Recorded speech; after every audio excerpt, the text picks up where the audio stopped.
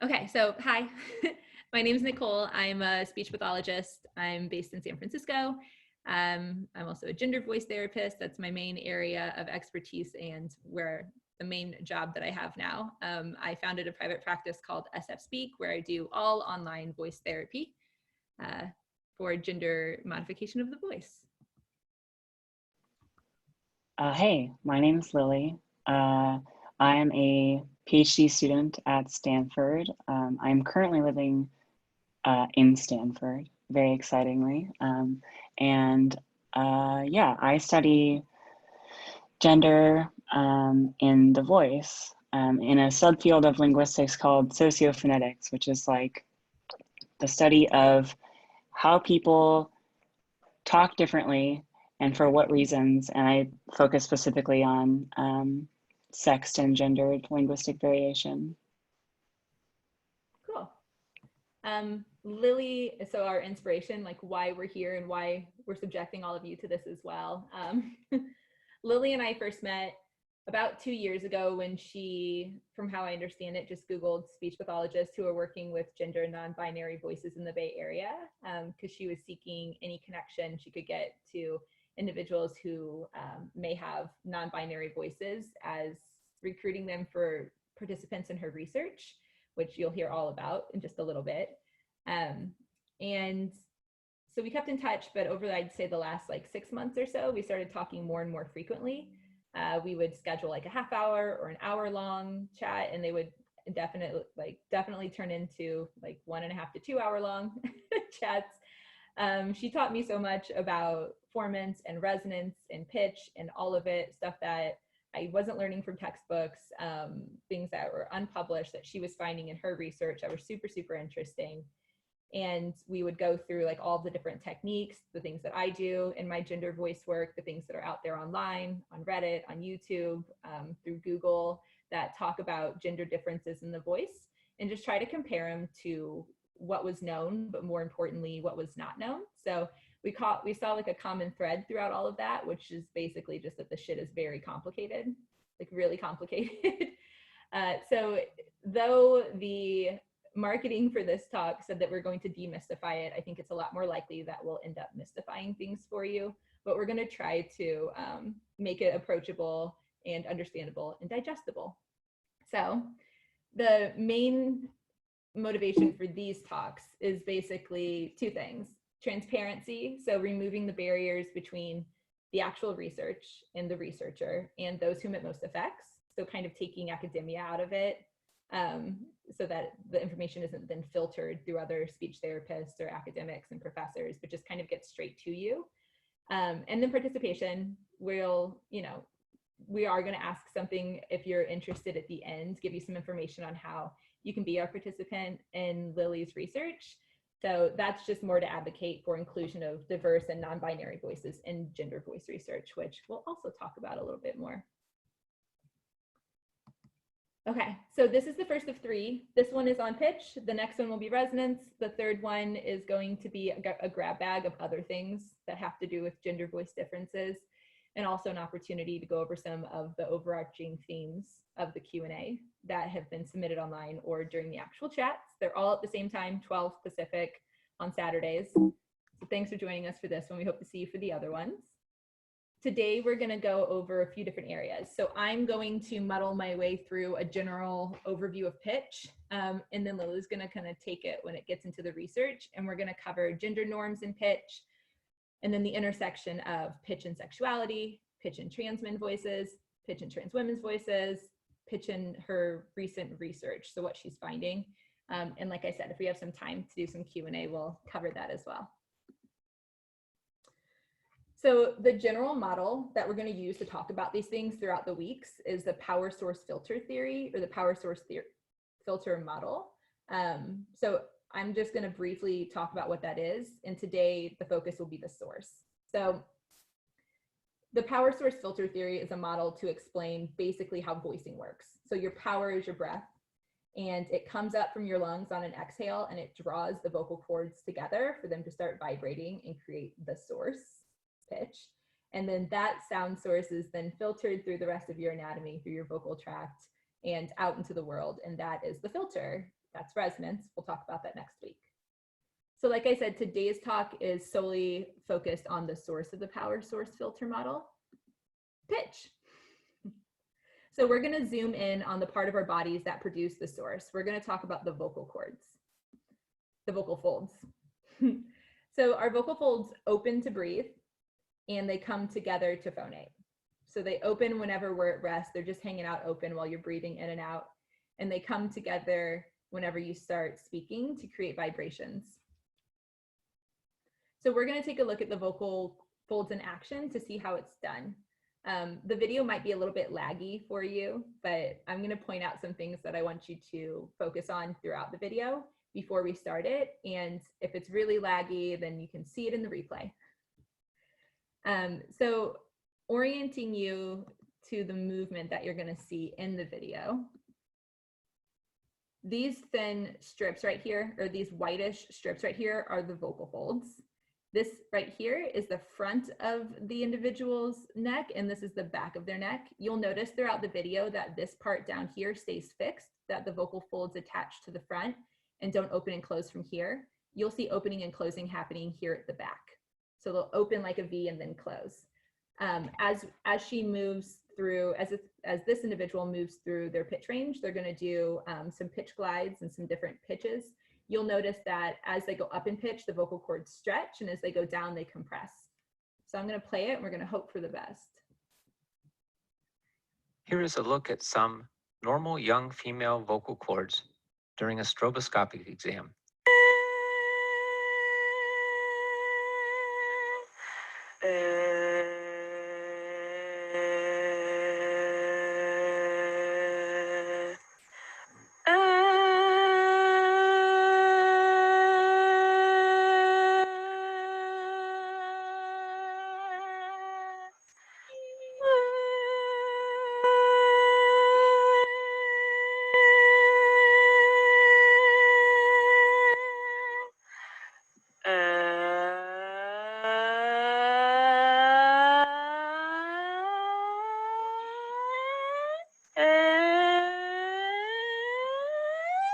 The other way around.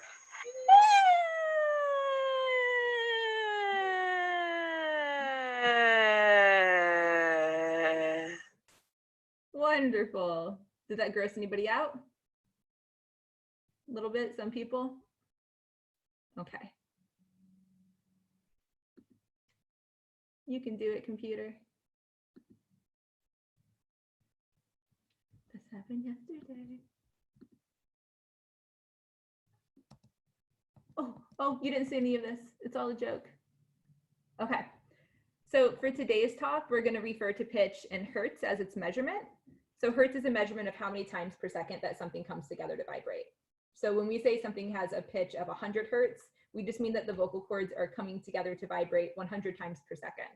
So that's just like, we're going to use hertz to refer to pitch throughout the whole chat. So when it comes to gender voice, what's going on with pitch then is how the length of the vocal cord, the vocal folds, relates to how many times per second they vibrate. So in simple terms, the longer the vocal folds, the lower the pitch. The longer the vocal folds, the lower the pitch is what I have written. Lily, say that. Yeah, the longer the vocal folds, the lower the pitch. The shorter the vocal cord, the higher the pitch. Got it. Yeah. Okay. Lily, I think we moved to you. Okay, cool. Let me For us, open my... as we transition I'm going to stop my share. Pin Lily. Oh yeah, I should spotlight myself there. And then I'll share my screen. Let me get to the slides. Apologies for the clunkiness. This is like just What part of it. with COVID? We're all quarantined and can't be together. Yeah. But we're together now. All of us. All 75 of us.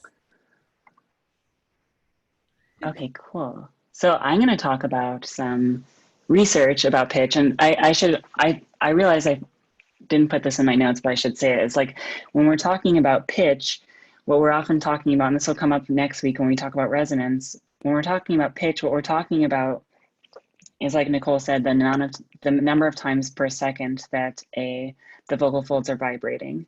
And this is typically, I mean, I'm going to talk about what is typical for a human voice, but I mean, many things that are vibrating are measured in hertz, but the vocal folds vibrate somewhere in, you know, the hundreds range per second, of times per second. And you're gonna hear me also say sort of interchangeably fundamental frequency. The difference between fundamental frequency and pitch is that pitch is really what happens when sound comes out of your mouth into someone else's ears and in their brain is like perceived. And that is a very complex thing. But it turns out that there's not a one-to-one relationship between the pitch that is, you know, the whatever 100 hertz that's produced at the vocal folds in this person who's speaking's vocal apparatus is not necessarily translated into 100 hertz like in a linear sense in someone's brain after they hear it. And when I say fundamental frequency, I'm talking about the amount of times that the vocal folds are vibrating per second. And the difference between that and the perceptual phenomenon of pitch is really that we perceive pitch non-linearly, and that doesn't really come up when we're talking about fundamental frequency because the pitch we're talking about is pretty low relatively, but it will come up when we talk about resonance, so that's important to note, I think. Okay, so first, I guess we'll talk about like, this is what you'll encounter when you kind of read more of the speech therapy literature, is kind of like, what are the norms that we, and this is really an ideological thing. What do we perceive as sounding feminine? What do we perceive as sounding gender ambiguous?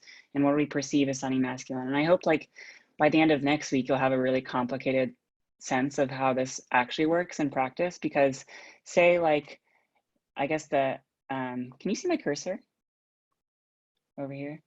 Okay, cool. Like if we're at 160 hertz, for example, and for the musicians out there, that's E3 apparently. I play music, but I don't know these note conventions, I think because I'm not a singer. And that goes all the way up to say 300. Okay, now many people aren't producing normal speech at 300 hertz. Like that's not something that often happens, although at peaks, it definitely does.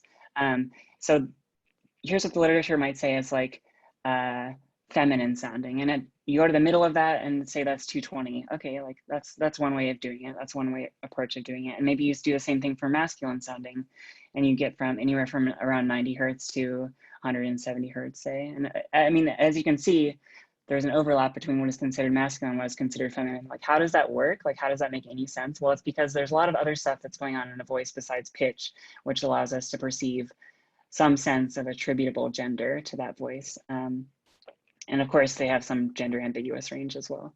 And so these are, it's kind of confusing when you stop and think about it, like how are these so overlapping? And I don't know if we'll answer that question today, but I think by the end of next week we will. Okay, so I first wanted to talk then about pitch range, because people can produce pitches at a very wide variety of range, pitches at a wide spectrum, a wide well range of pitch range. Here's this study that was done in 2005, actually measuring from the lowest point in someone's like, and I guess they were using more like singing terms. They would say this is like a tessiture, glissando-based tessiture. They're saying, okay, what's the lowest pitch you can produce? And kind of like in the video we just watched with the vocal folds, they're kind of just like, now go up and see how far you can get up without reaching into falsetto. And if we have time, maybe we'll talk about what falsetto is, because I think that's an object of much discourse within kind of voice feminization talk.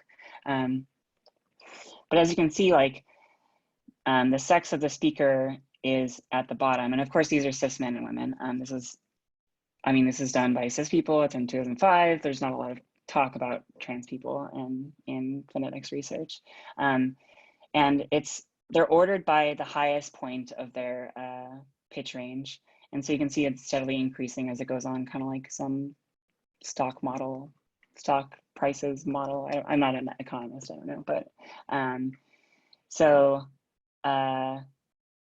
yeah. And what you can see is that people produce, even the person who has the highest point, this man here, is somewhere near 300 hertz. Of course, that's vastly overlapping with everyone else's pitch range.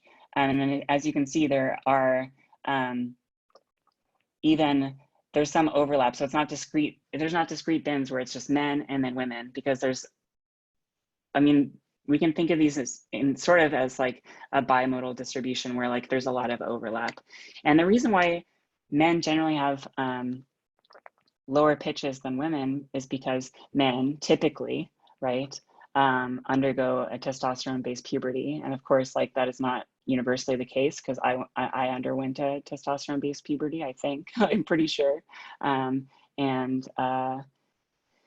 Yeah, so I just wanted to point that out. And from there, what you can say is like, because, oh, it's not, there we go. I'll skip that for now. What we can do is we can report averages though, because of course people can produce a wide variety of pitches, but they're not producing their normal everyday speech at that pitch range, the highest part of their pitch range or the lowest part of their pitch range. And so you can take recordings of people speaking English, and this is what, for example, Peterson and Barney did. As far as I know, the first people that kind of did this, because it was just, I mean, phonics research was really kind of in its initial heyday during the 50s and 60s. And they were saying, okay, men are speaking on average at 130 hertz and women at an average of 220 hertz. Then you can do this in, 20 years later and with a different group of people. And of course, these speakers are, the number of speakers here is in the tens, maybe 60 or 70 people. And you can do this for different languages. And what you see is that like people are speaking in different parts of their pitch range, regardless of whether or not they're have undergone testosterone-based puberty. In fact, I think the interesting thing to draw your attention to is that Japanese women have been reported to speak at an average of 239 hertz, much higher than American English-speaking women. And in fact, there is some reports of like in Wu dialects of Chinese where men are speaking at 170 hertz on average, which is just like, and women at 187. So the gap there is like so close. It's like something else has to be going on with their voices if we're to presume that there is a perceptible difference in the quality, gendered quality of their voice. Lily, before you move on to the next one, there was a question about the last slide. I think it says, so the last slide, if you want to go back real quick. Oh yeah, sure. I don't know which graph they're referring to, but it says this graph seems to show that many cis women able to do 40 hertz. Could you please explain what the lower figure represents? As 100 to 150 hertz seems to be more what I'd expect. So yeah, again, from what I remember of the study, it was like 40. Yeah, I mean, this is also, I'm not sure if they excluded the problem with pitch again, and maybe we'll get this in the third week, is that like, I mean, people can produce very low pitches, right? It's just that their voice becomes creaky. And at that point, maybe that's what they're measuring. I'm not sure if they're counting that as part of their glissando, but that could be like what part of what's going on. But I think the lower part is like it could be not even like vocal cord or vocal fold vibration down there. It could just be like creak happening. Yeah, like a periodic like vibration of the vocal. Yeah, exactly. Like not what we think of as what we call like normal. Well, what I'm talking in right now, for example, is modal voicing. It's just one way of moving your vocal folds. There are other ways of moving your vocal folds. I mentioned falsetto, for example. That's one way, which actually is a completely different muscle configuration happening. And so if I were to guess, I would say they didn't exclude. I mean, from a phonetic standpoint, I would definitely exclude creaky voice, because A, it's hard to actually measure pitch during creaky segments. B, do you want to consider that part of someone's glissando? I don't know, but people are producing speech creaky at very low pitches. It's true. Yeah. They asked if pulse register may be included. Okay, if they're counting creaky voice, what they're doing is like they're actually looking at the pulses of the that you can see in the spectrogram as not necessary information for most people, but like they're just averaging, they're actually measuring the time in between them and then taking an average over the period that was creaked, basically. I don't know if I've heard pulse register though. I don't know what that is.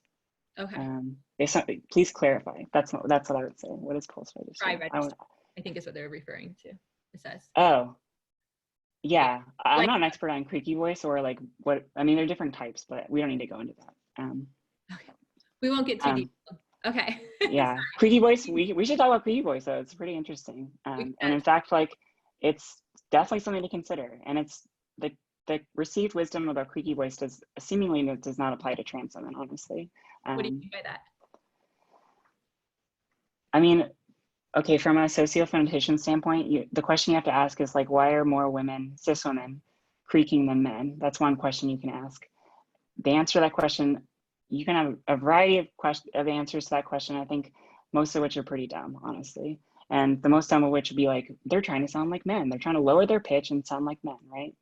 Okay, well, trans women creak and like at a higher pitch than like most, you know, of their pre-feminized normal voicing. So like that can't be a reason. Trans women aren't trying to sound like men, right? Like neither are these cis women. That's just a dumb answer to that question. I hear you. Yeah. Yeah. Okay. I'll talk about this. Yeah, is there another question? Nah, I'm just scrolling. No, I think you're good. I'll keep an eye out and bother you once in a while. One thing I should mention I skipped earlier is that like people, okay, you ask people to produce like their entire glissando from their lowest point to their highest point, right? And then you have people who aren't part of that original production part of the study listen to those pitches that they produce and just a single vowel, say ah, like ah, etc. People are surprisingly good at telling you where in that person's range they're speaking in, even just from one single vowel.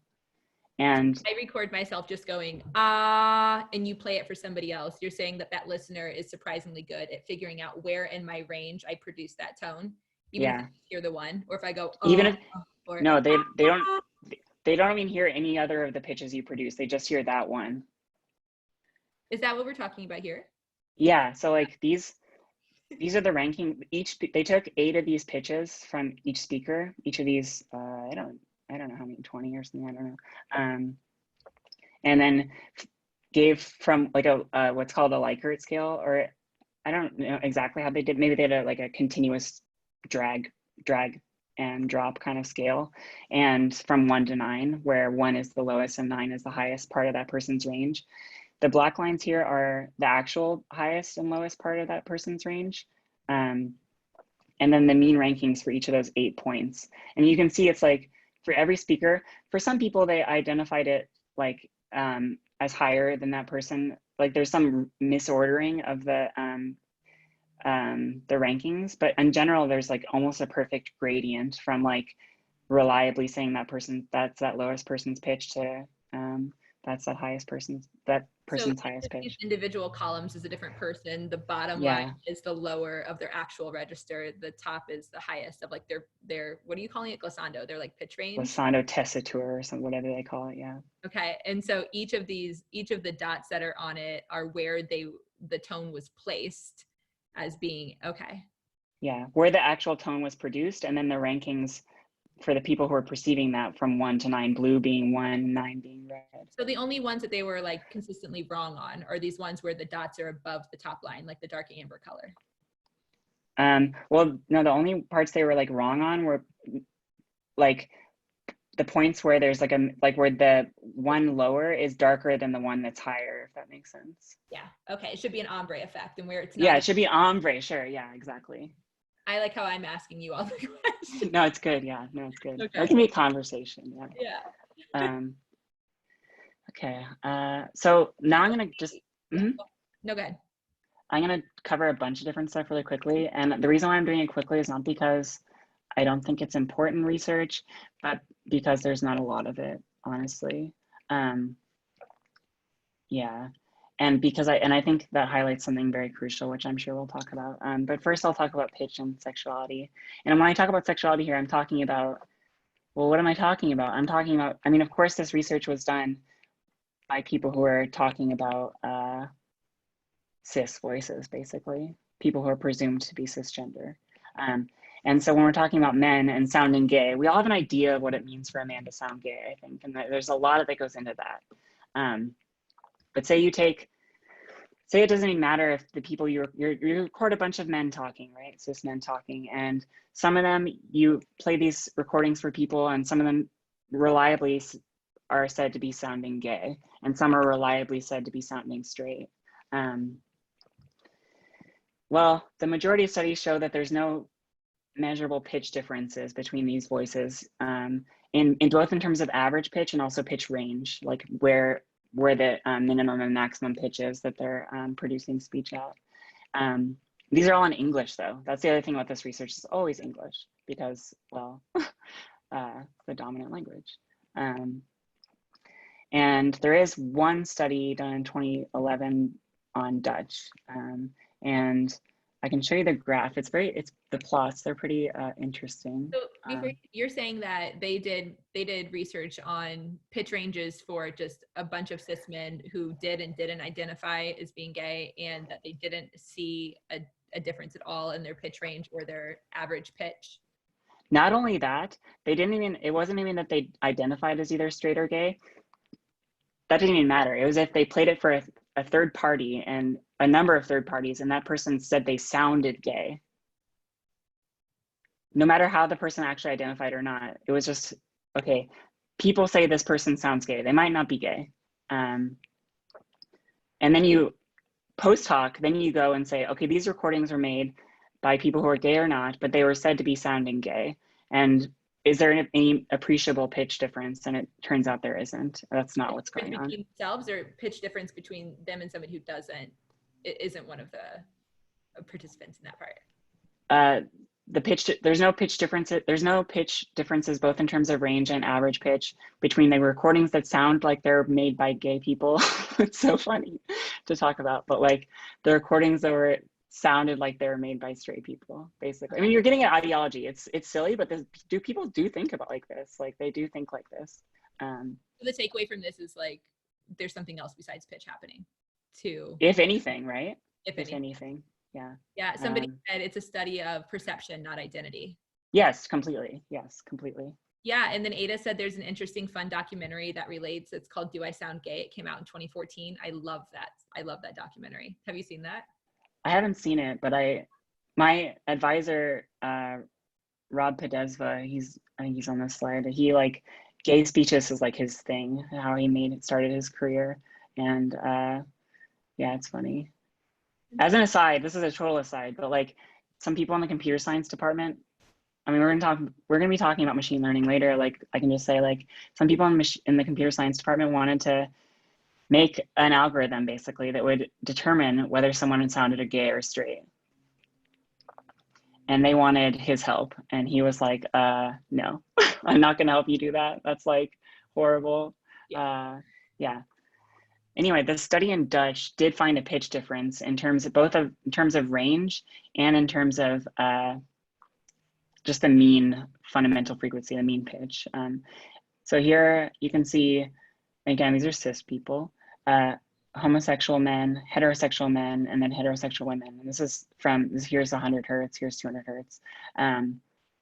Okay, the difference between these may be statistically significant, but is it like perceptually salient? Maybe not. Who knows? Like they didn't ask that question.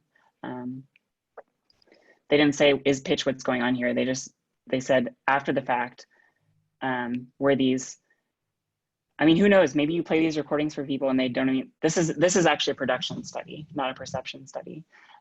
Heterosexual men had statistically a lower pitch. How much lower? Not that much lower, honestly. Anyway, that's just a small little data point.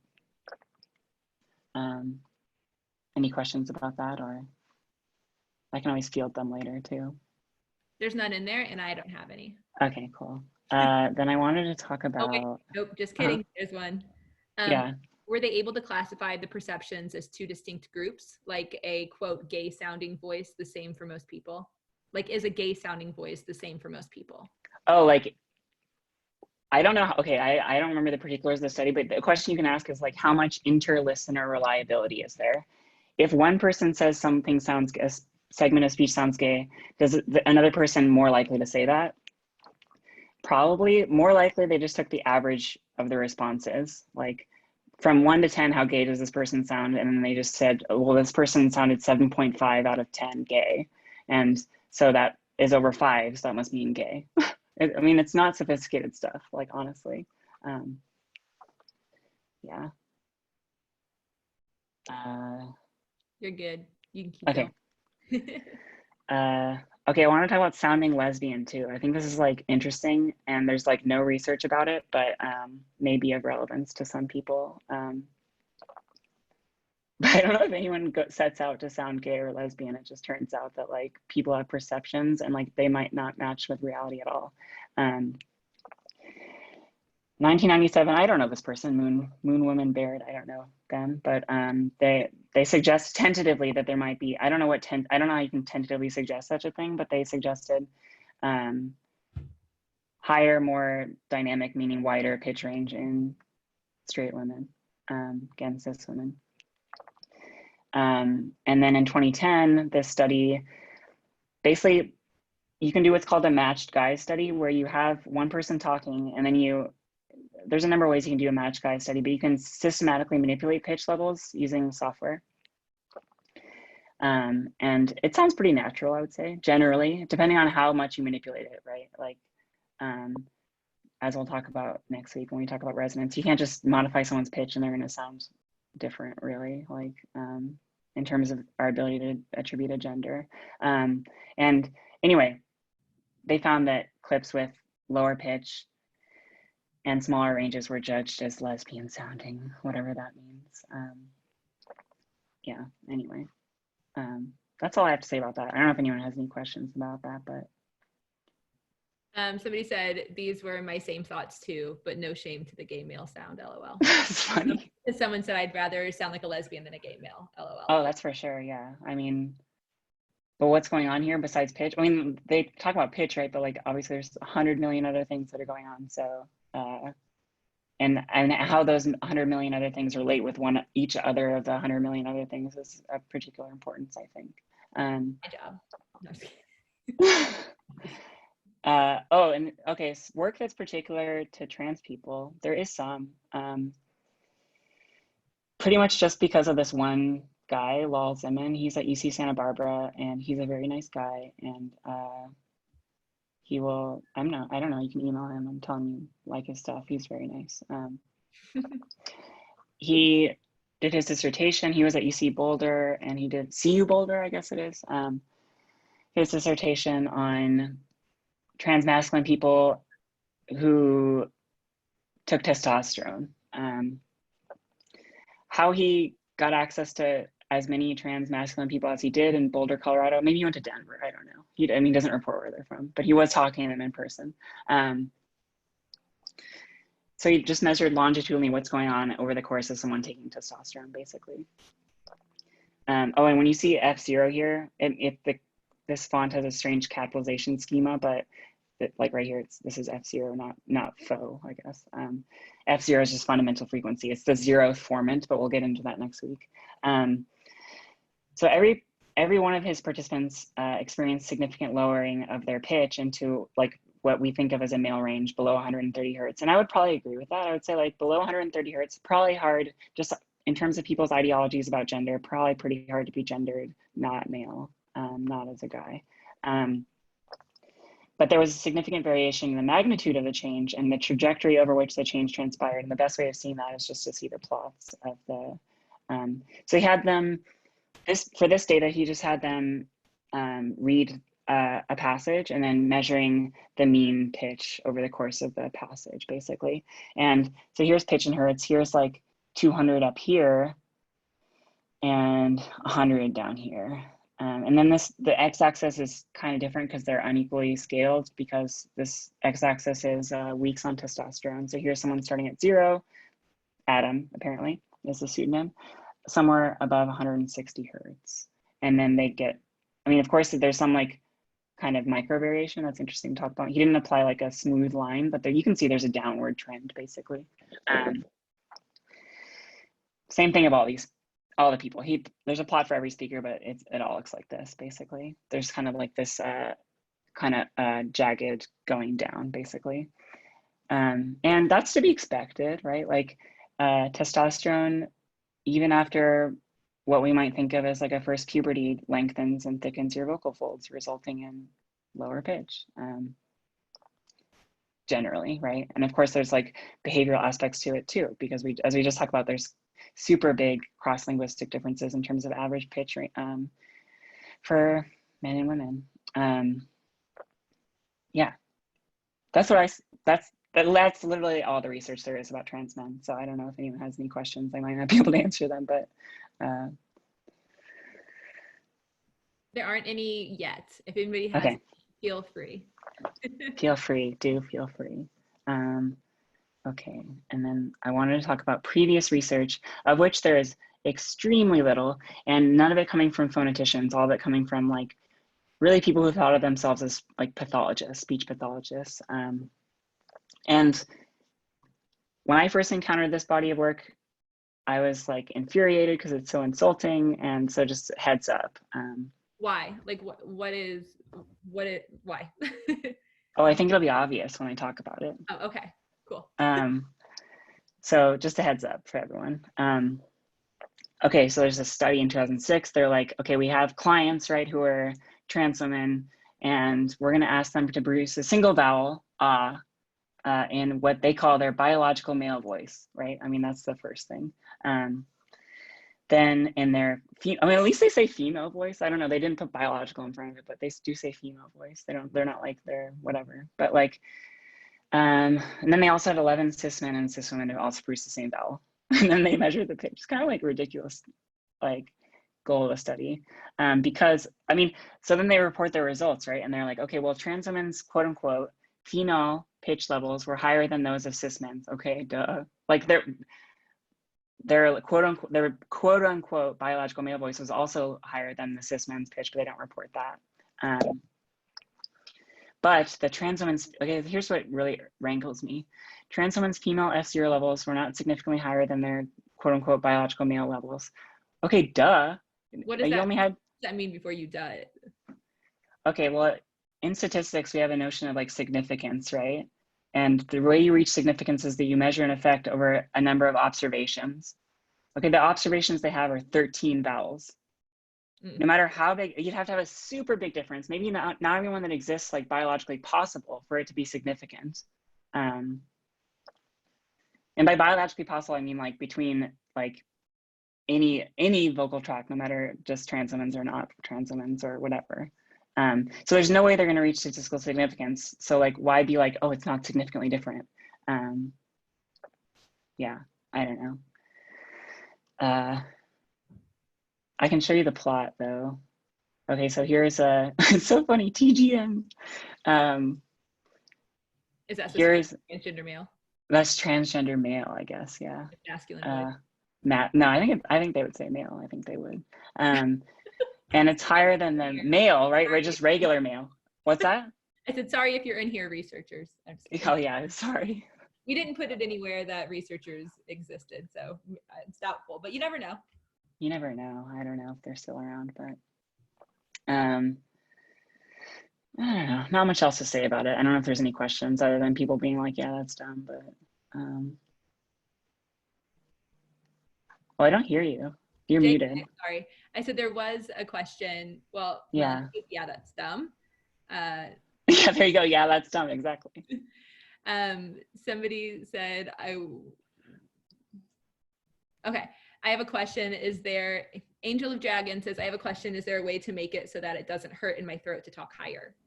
That's more of a me question. Yeah. Yes, definitely. Whenever we're changing pitch, when it comes to gender modification, just jumping to a higher pitch isn't typically recommended.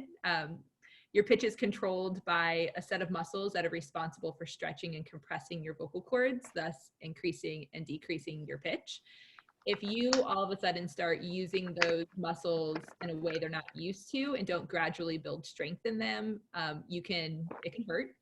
It can be hard for them to do so. So then other muscles in your throat start being recruited to help. So squeezing, which can cause tension and thus pain. So the answer to how to modify pitch is to do it gradually. You have the ability to reach out to a vocal coach or a speech therapist who's also versed in gender. They can help you figure out like where to move to first, target wise. Lily and I had a discussion just 2 days ago about this idea of whenever changing pitch, not using gender norms as the marker for where you're trying to change to, but more starting with like, what is your default currently and where is a safe place to move from there, and working within that range, and then slowly moving it up to whatever your personal representation of where you would like to end up, or down, is. Does that answer that question? Yeah, I would also add like, yeah, don't use the gender norms as a target, because like, of course, yeah, some trans women do reach, 220 hertz, but like, the thing about pitch is like, there's no perfect target for anyone. Like, it has to do with your voice, like, in my experience, this is totally my subjective impressions, but like, you can be, I mean, my voice, for example, nowhere near 220 hertz. And I've encountered many cis and trans women's voices that are nowhere close to 220 hertz. It sounds like not only like female, but feminine in their own way. And yeah, we didn't cover this necessarily in these slides. We thought about it, but we are almost at an hour. So oh my gosh. That's okay. We're like 11 minutes away. But the pitch expectations of feminine voice change as you age. So like as a feminine voice gets older, then the expectation for the pitch starts to drop down. Oops. But I won't talk about that. I'll let Lily go. I want to share my computer sound just for a second. Okay, so now we're talking about my research, very early stages, basically. And so I had a study where I recruited 19 trans women who self-identified as having feminized their voice, and I had them read the Rainbow Passage, record themselves. The Rainbow Passage, maybe you've encountered this before, it's this passage that's good for phonetic analysis because it's not perfect, but it's a meaningful passage that like incorporates most English phonological information in different combinations, so it's good for phonetic analysis. Do you like the rainbow I put up? I love the rainbow. There were more than 19 people who sent in recordings, but they either didn't finish the consent form or yada yada. Yeah, there was one woman who sent in recordings that was not 18 yet, but told me she was over 18 until she didn't, and then I had to be like, I'm not going to look at your recording anymore. But anyway, I can't work with people under 18, basically. Oh, did I say this? They recorded themselves reading the Rainbow Passage in both what I'm calling, and I'm open to suggestions, because people have, of course, I'm not going to say biological male voice, right? I mean, that's horrible. So what am I saying? I'm saying like people's lower register and their higher register, where higher and lower refer to pitch ranges, basically. I think that's the most value neutral way of saying it. Like, if anyone has any suggestions, I'm totally open to them. And I'm currently working on publishing this, so. Old voice. But again, like these voice, quote unquote voice, I don't like saying different voices because like they belong to the same person, right? Like, and I also like, do we possess more than one voice? I don't know, and that's complicated. That's like philosophical to me. I like calling them registers, because register is this like concept in linguistic anthropology that has to do with like a genre of speech. And I really do think of these as genres. Like, they're socially significant, they're in some sense learned, and they convey a particular kind of meaning. And I think that's like satisfies all the criteria of what a register is. There's a pre-therapy voice, feminized register. Ada says music director here. I like using vocal parts to describe these ranges. So like bass, tenor, contralto. Oh my God, contralto. I don't know if I'm saying that right. Contralto. I don't know how the stress works in that word. Yeah. Alto, soprano, etc. Okay. And somebody said the voice in my head is different than my outward voice. That's actually a really intuitive. That's something that I address with my clients, is like getting the voice outside to match the voice inside, and like doing some work internally sometimes helps too. Anyway, okay. Low and high register seems fine, and neutral. Yeah, cool. Yeah. I like it. I've always struggled with figuring out what to call it as well. I usually just let the client lead what they want to call it. Yeah, that's true. People, of course, are going to say, yeah, what they are going to say. But when I'm talking about a group of people, I just try to be neutral about it. Okay, so they did that. Okay, what I did is I broke up the Rainbow Passage into what are called intonational phrases. And intonational phrases, you can just think of it like an an utterance, basically. It's where it's a thing you produce between breaths, basically. And in a reading passage, it's typically where the commas go. And like I can talk about comma rules all day long. I'm not going to talk about that right now, but like people generally take a breath when there's a comma. Okay, and then I have some boilerplate, and you can just like tune out for this like 2 seconds, but I have to say this. What I did is I took the mean pitch levels for all of those intonational phrases and performed a linear mixed effects analysis of the relationship between the register difference, that is like the lower versus higher difference, and the mean F0 for that intonational phrase. And I won't talk about the specifics of that, how that mixed effects model is set up. Other than that, I entered register difference as a fixed effect, and as well as the duration of an intonational phrase, because we know, for example, that the longer an intonational phrase goes on, you're going to experience what's called a declination in pitch. It's going to go down over time because you have less breath behind it, moving the vocal folds. Like, yeah, it's physiologically, it's what happens to everyone. And I entered that as an interaction term, and I'll talk about that a little bit later. And so I'm like this. What is a boilerplate, and why was all of that? Is that just like in case anybody here is research minded to know what exactly you did with the information? I've talked about my research with, and before I even did this research, people, I mean, especially on the trans voice subreddit, people were like, okay, well, what statistical methods are you going to use, for example? So and I'm used to academic conferences, so I just thought I'd say this. But I find it interesting, but it's maybe one person in here finds it interesting. I don't know, but it's in there. This is recorded for infamy. Yeah, so. there you go. There you go. You can theoretically perform the same analysis I did using this information, which is why I provide it.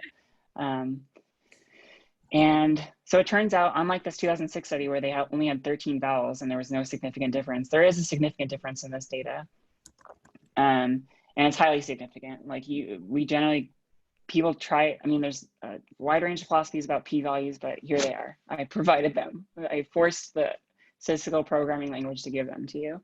Not only is there an effective register, the estimate for the effect size is 53 hertz. So, okay, I'm talking in very simple terms here. On average, you look at people and they increase their pitch 50 hertz. That's what that says. And there is an effect of and this is, okay, I won't get into that. There is an effect of the intonational phrase duration, as I was saying. We expect to find that. And there's also an interaction effect between the duration of the intonational phrase and the register effect, which I'll talk about later. You don't need to know what that means right now. These are all highly significant effects. So here's these data visualized. On the left, and I know the colors are kind of indicated by our gender ideologies, but the coral color is the lower register and the teal color is the higher register. People are like, I always find this confusing because pink and blue, whatever. These are the default colors in R, so which is the program I use to make these plots.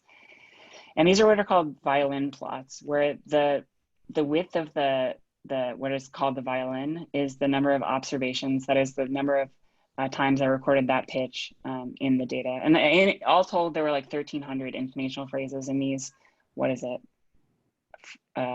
38 rainbow passages. Yeah. Question. Okay. Yeah. A few questions. So somebody said, am I right that your research was using each person as their own control and the questionable research was just using a group analysis? Yes, because this is why the random effects and the mixed effects model are important. There is a by speaker and intercept for pitch, basically, of the intonational phrase. So yes, this is within speaker. I measured a statistical effect, significant effect. So you measured whether there was a statistical difference between the lower and the higher register in the same speaker. Correct. But the other research studies were taking feminized voices and comparing them to cisgendered voices. Taking the feminized voices and comparing them to the non-feminized voices of the same speaker, and then also to, cis women and cis men. Group level, yeah.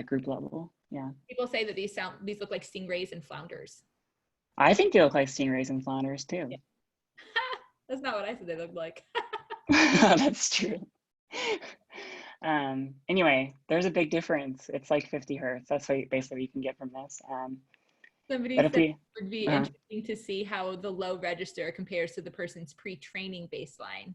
I know oh, for sure. register is much higher and varied. Yeah, that's something we've talked about a bunch, that the low register is them trying to recreate the low register, not Yes. pre-training.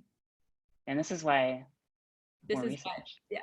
We'll talk about that in a moment. Lily's talk research about that, is yeah. trying to do pre-training to all the way current, I guess you would say. Yeah. Through the process. Yes. So here's by speaker, 19 speakers, and you can see what's interesting. I find this interesting because some people start lower and higher. Some people, yeah, experience a greater magnitude of difference between their lower and higher registers. Some people don't. The question is like, what do these people sound like, right? That's the question I ask myself when I see this, because this means nothing if you don't hear what they sound like, I think. So we're going to focus on 3 people in particular. Hear what they sound like. And hear what they sound like. Because it's interesting to be like, I don't know if anyone's ever done this before, like, here's a measurement. Let's see if this aligns with our perception, right? So let's look at these 3 people. Let's first look at speaker number 6 here. They start somewhere around, I don't know, 120 hertz and end somewhere around 175, 80 hertz, I guess. I will play that. So you're going to be playing the lower register and then the higher register? I'll play the lower register and then I'll play the higher register, the same person. And okay, what you should know about this person is that she's in her 60s. And we were just mentioning that like pitch ranges differ by age. There's a decreasing, as vocal aging happens, everyone reduces in pitch basically. Okay, what am I doing? I'm playing these, is what I'm doing. 6. And you're gonna, yeah, will you tell me if you can hear it? Yeah, yes. When the sunlight strikes raindrops in the air, they act as a prism and form a rainbow. The rainbow is a division of white light into many beautiful colors. Okay, that's the lower register. Here's the higher register. When the sunlight strikes raindrops in the air, they act as a prism and form a rainbow. The rainbow is a division of white light into many beautiful colors. These take the shape of a long round arch with its path high above and its 2 ends apparently beyond the horizon. Yeah. How do I get back to here? That's this speaker here. And you can see like on the whole, like her higher register isn't, the pitch of the mean pitch is, I don't know, somewhere in the middle, I guess, of the people in the study. But I don't know. I mean, it's an open question as to how much because we have good intuitions about how old someone is based on their voice. I don't know if people get that. I mean, she sounds older. I mean, I can't say she sounds whatever, how old she is, 66 or whatever, but she sounds older. Anyway. Everyone's saying she has a lovely voice and that she has goals. Oh, yeah, goals. I find it fascinating because some people sound like themselves in both their lower and higher register, whatever that means. Like they sound like the same person to me, just at like a different gender. This is totally an aside. She sounds like very like, it's funny how rich my impressions are. Like I can imagine her lower register, she like collects trains or something, one of these types of people. And her higher register is like actually very like matronly or something. Yeah, somebody said even though the pitch isn't very high, it definitely sounds female. Yeah, yeah. That's kind of the highlight of these 3, I think, is, yeah, that's what it's kind of being highlighted. Yeah, so let's talk about speaker number 10 next. You can see starts low, ends, I mean, I think the highest in the cohort. So yeah, I'll play those. Let's say what they start at. What they started at was like, in case there's any 130 hertz maybe. Okay. Pretty typical, like quote unquote male level, I guess. And end around 220. 220, yeah, 220 I think. Again, this is one of the higher people in this group of, you know, so you can hear what that sounds like. That's what we're here for basically. Okay, I'll start with the lower one. When the sunlight strikes raindrops in the air, they act as a prism and form a rainbow. The rainbow is a division of white light into many beautiful colors. These take the shape of a long round arch with its path high above, and its two ends apparently beyond the horizon. She talks so slowly. And here's her higher register. When the sunlight strikes raindrops in the air, they act as a prism and form a rainbow. The rainbow is a division of white light into many beautiful colors. These take the shape of a long, round arch with its path high above, and its two ends apparently beyond the horizon. Yeah. That's her. I think she has a lovely voice. Both of her recordings are lovely, and she plays video games. I don't know if you can hear that in her voice, but she's a big gamer, and she does Twitch streaming. People say, wow, big difference. Holy Lord, sounds like two different people. Zoinks. Yeah, zoinks. There you go. Yeah. And then next, I wanted to play someone here, speaker number 13. Something to know about her. I mean, here it starts about, yeah, The same as 6. pretty low. Yeah, low, I would say, like 120 hertz, and doesn't exhibit that much change. Maybe she's at 165 hertz or something. I don't remember, but around there. Something to know about her is that she's English. She's from, The UK. I don't remember where in the UK, but so I'll play you her lower recording. Sunlight strikes raindrops in the air. They act as a prism and form a rainbow. The rainbow is a division of white light into many beautiful colors. These take the shape of a long round arch with its path high above and its two ends apparently beyond the horizon. And then I'll play her higher recording. When the sunlight strikes raindrops in the air, they act as a prism and form a rainbow. The rainbow is a division of white light into many beautiful colors. These take the shape of a long, round arch with its path high above and its two ends apparently beyond the horizon. Yeah. So again, not a very high pitch, right? Like not what we think of, but can you tell? I don't know if I can even tell. I'm not necessarily even listening for the pitch. I can't really yeah, it's not very salient to me in some way. I don't know. So it's like the overarching, okay, I'm on. Like, am I muted or not? It feels like the overarching theme here is like, obviously pitch isn't the only thing. Like we talk about it a bunch. And if that's not obvious by now, like that's what we're talking about. Pitch isn't the only thing. It's a contributing factor. It can be, but it's definitely not the only thing. For sure. One thing I briefly wanted to mention is this, I mentioned this declination phenomenon. And I mentioned that there was an interaction between register difference and the duration of the intonational phrase. And the simplest way I can say that is that in their higher register, people experience more declination. That is, you see the slope of this blue line, it's like slightly more steep than the slope of the red line and the choral line. And these choral dots are each observations for one intonational phrase of the mean fundamental frequency in hertz. So interpreted, that just means that when people are speaking in their higher register, or whatever word we're putting for it, their higher register, that their pitch drops more over the phrase than it did in their lower register. Yeah. And so we've talked quite a bit about the therapeutic implications of this being like, as a gender voice therapist, something I'm talking about often with clients is idea of breath groups. So making sure that your breath is, or your voice is supported by your breath. Often to maintain a pitch that that's not habitual for you yet, it's helpful to reduce your phrase length or reduce the amount of words you're saying so that it's supported the entire time. Because as we run out of breath, we run out of the ability to maintain the pitch that we're at. Is that simple? Yeah. Yeah. So it was exciting to see this actually reflect that.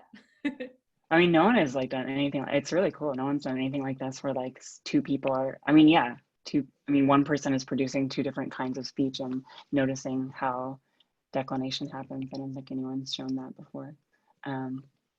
Yeah, someone says I went from the 80 to 100 range to the 180 to 250 range. With training, people can do maybe more than one might expect, although pitch is a small part. Do you want to chat really fast? I don't know. I don't remember because all this is a whirlwind a little bit. If you spoke earlier about because culturally people have how the anatomy isn't necessarily restrictive, but you have to be careful with it.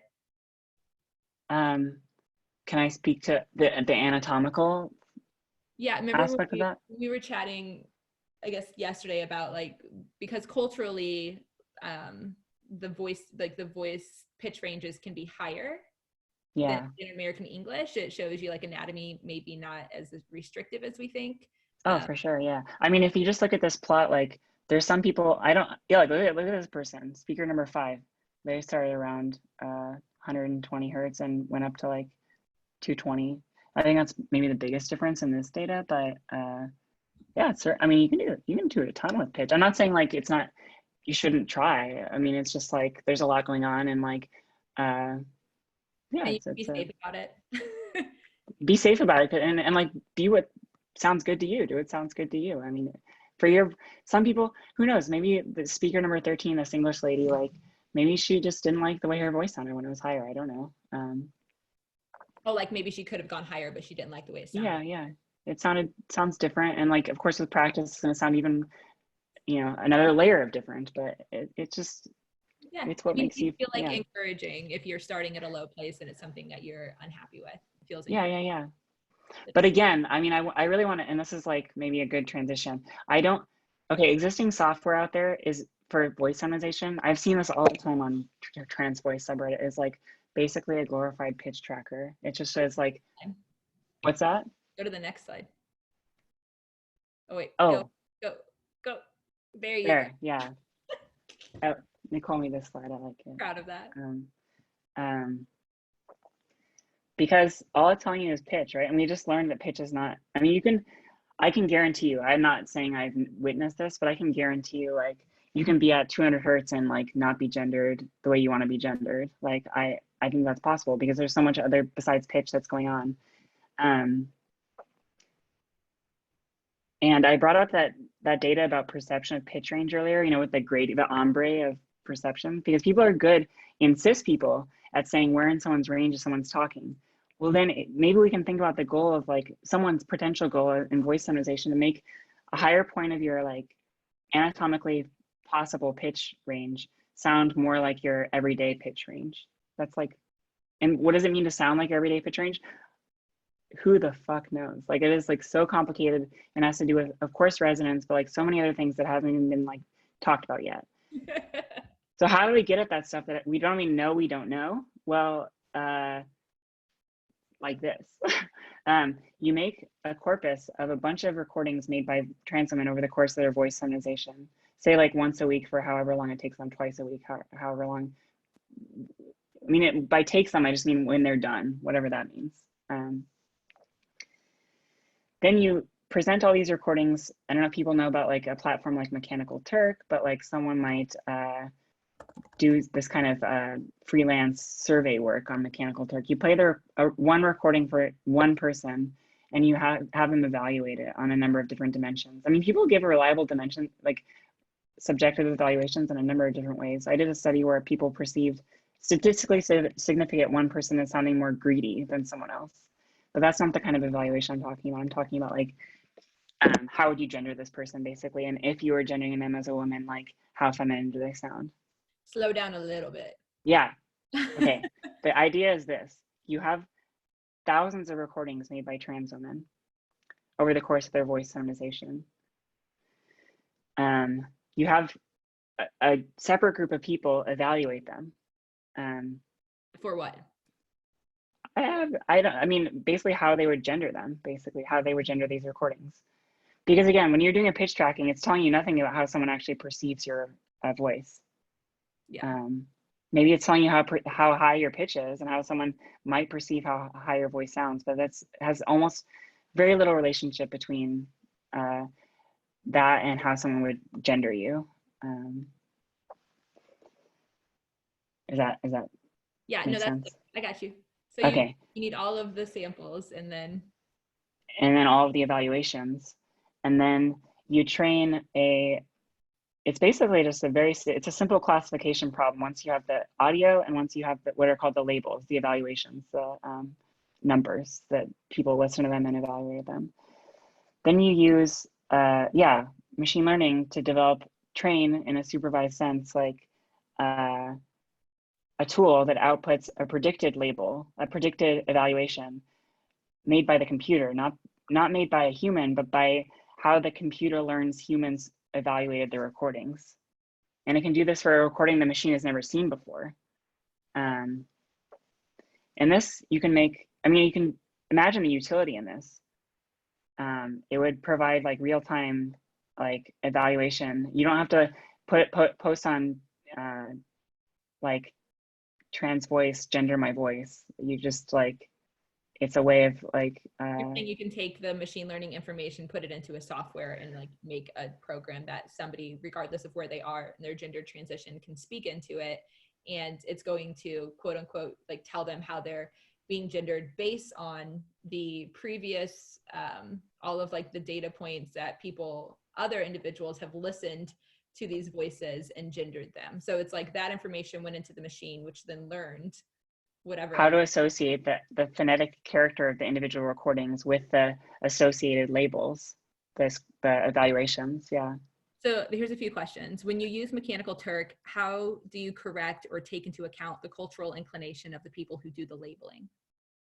Well, first of all, you ask a bunch of people to do it. You're not just asking one person to do each recording. You're asking, you know, tens of people, and then there's a number of ways you can see how, again, like inter-rater reliability. You can say, you can take the average. There's different ways of going about it, but you can also just ask people where they're from, and like that might be interesting, like seeing where people are from. Like, well, I know, for example, when I have family in Iowa. When I go to Iowa, I'm like, no, I mean, it's interesting, like how I'm gendered there. It's very different. Somebody else said, is a machine learning classifier for gender widely available? It seems useful. The answer is no, right? Okay, the answer is yes, there exists one. I trained it. And it doesn't tell you what you want it to tell you. It really doesn't.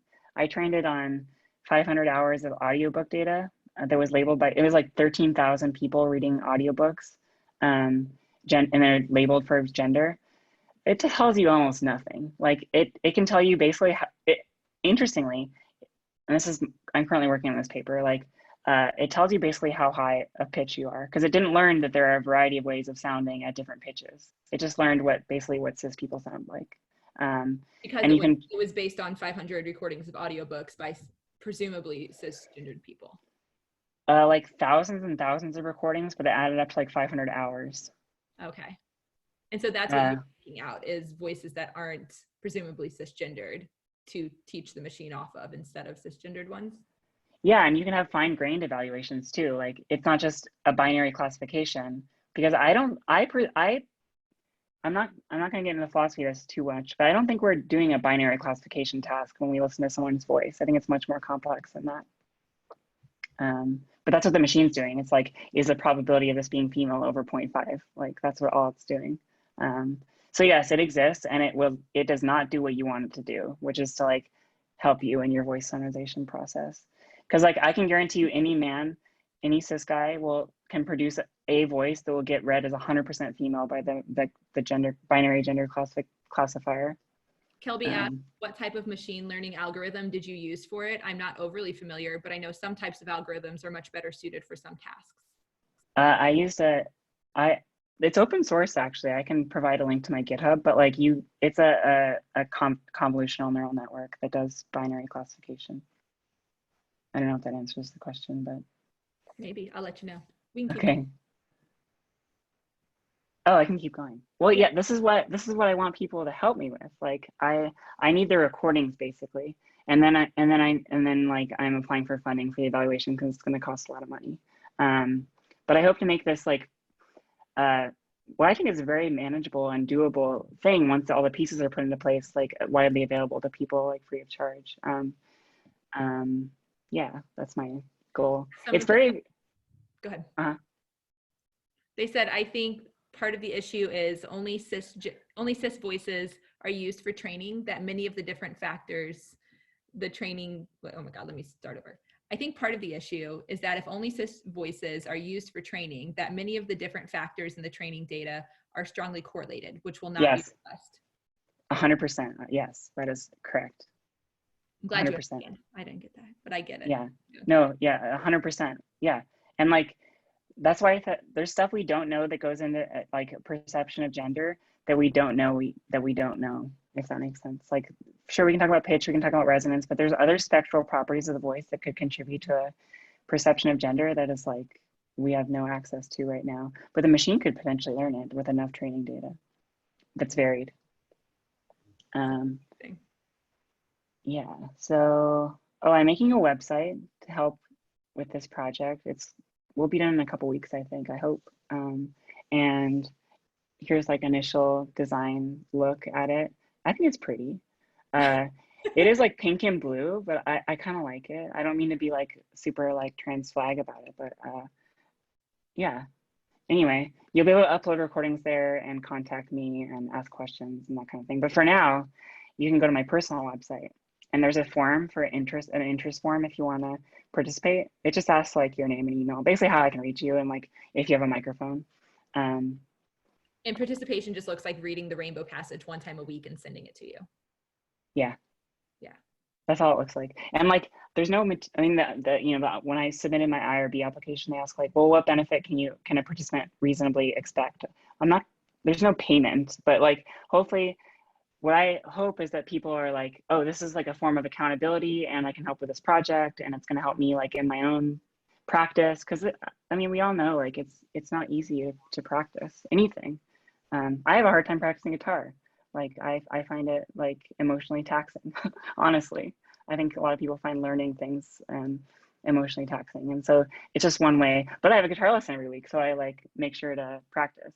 And if I didn't, maybe I wouldn't practice. Yeah. I do accountability every single day with my Yeah, exactly. So this is just one, yeah. Here's a few questions really quick, just yeah. up about the machine learning, I believe. Yeah. So, whoop. O'Leary said a large volume of the parameter space is unpopulated. If that happens, whenever they were speaking about sure, yeah, being strongly, and then they said also I would guess there's probably a stronger correlation of factors among race, age, socioeconomic. Oh yes, very diverse on audiobook speakers. And I love that people are saying this. It's so true. Yeah, and then Harry added, to add to what O'Leary said, what type of adversarial examples could be put into the training set? For example, a cis male voice actor doing a female voice.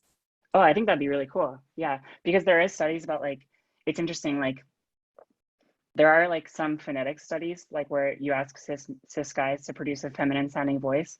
And like I can guarantee you like everything we know to measure, like pitch, for example, formant frequencies, like it's going to look like a trans woman who's feminized their voice actually. But it's not, do they sound, they're not going to sound like women or like female in our ideological headspace, right? And so like, yeah, it's going to, an adversarial approach could be really cool too, actually. But hopefully like you can kind of capture some of that data by like getting the full course of someone's voice feminization process, because I mean that's true of also people who are just starting out voice feminization. It's not an instant kind of thing. It's gonna take its course. Sorry, I didn't mean to talk over you. What's an adversarial approach? Basically, you like, oh, how much to get into this? Somebody answered basically train two algorithms to fight. That's true. You like have it basically, yeah. I mean, this is wide approaches and like graphic stuff like this. Yeah, I mean, people doing really cool stuff with like, well, it's actually really scary. Like, have you gone on this website? This face does not exist. This person does not exist. It's an algorithm that like generates novel faces of humans that don't exist. And the way they did this was with an adversarial network. They trained one algorithm to produce faces, and they trained another algorithm to say, is this a face or not? And then they had them fight. Yeah, that's how it works. And it turns out it gets really good and it's scary. Yeah, you have a PhD in machine learning in here. No way. Yeah. Cool. You should email me, please. Yeah. I'm not an expert by any stretch, but like by any stretch, you know. I wonder if algorithmically altered voices could be added to the training set for human labeling and then for the ML. Yeah, these are all interesting approaches that could be tested, and like some of them with very little person hours, definitely. Somebody asked for your GitHub link. I will. Well, yes. Well, you want to just say it, or do you want to tell it to me, or you want to put it in the chat at the end? Put it in the chat at the end. I'll put it in the chat at the end, and I'm happy to provide the model weights for the the binary classifier I trained as well. And then they asked if we could link the PowerPoint. I'm fine with that. Yeah. Yeah, I'll link the PowerPoint. I'll upload it and link it on the same page the video's on. So Okay. yeah, reach out. For example, oh, here's more questions. Do you want to just take some Yeah. questions? Okay. Yeah, sure. For example, when training a gun recognition algorithm, a person doing finger guns would be an adversarial example. Yeah. Would you be willing to answer this? Hold on, there's, maybe you can't hear it. There's a Coast Guard. Can kind of hear it, but not really. Okay. How do you know it matters if there is more declination? Can we just unmute you? Do you want to chat? Okay. Yeah, sorry. So I was wondering, you're talking, I don't know how you spell that word, but like you were talking about, like you had that like graph of like the two declination. Thank you. And so you're saying that there's like a greater effect when people are speaking in their higher register. Right. So I'm wondering, because like I don't know enough about statistics, but I was looking at it, like it did seem like a super huge difference. And then you were also saying at the beginning of the talk that there was like that like, and you were mapping that onto frequency on the y-axis. And so like how do you, so since we don't perceive frequency as pitch linearly, how do you know that matters? Like does that matter? No, it might not matter actually, but it's measurable. I have no. Sure. Yeah, like. And actually the slope is tiny. Yeah, who knows? Like, and I can say like the effect was like 5 hertz over the course of, and it's the duration of the intonational phrase sometimes ranges from like a second to, 15 seconds. And I just log transformed them. And so a 1-step increase in the log transform duration resulted in a 5 hertz difference. It's not very big at all, but it is significant. Okay, thank you. Yeah. If anybody else has like a question that they want to ask live and they're not going to be weird, you can do like the raise hand thing and we can unmute you. Totally. Okay, you can move on though if you'd like.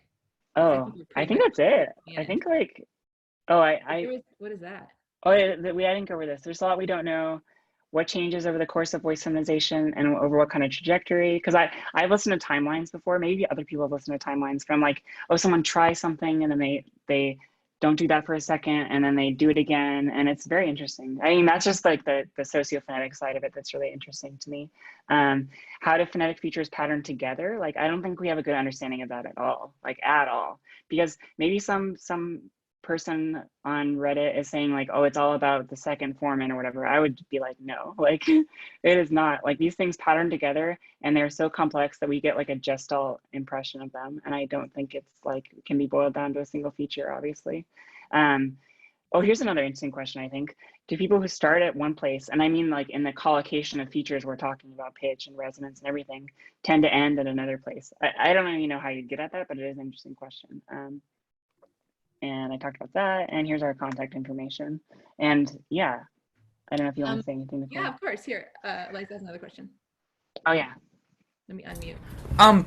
Hi. So I was wondering. So you were saying that like you're talking about that one study that and you're saying that like their methodology really sucked, and they were like trying to measure like what, and they're basically saying that there's no difference in trans women's one when they were like pitch.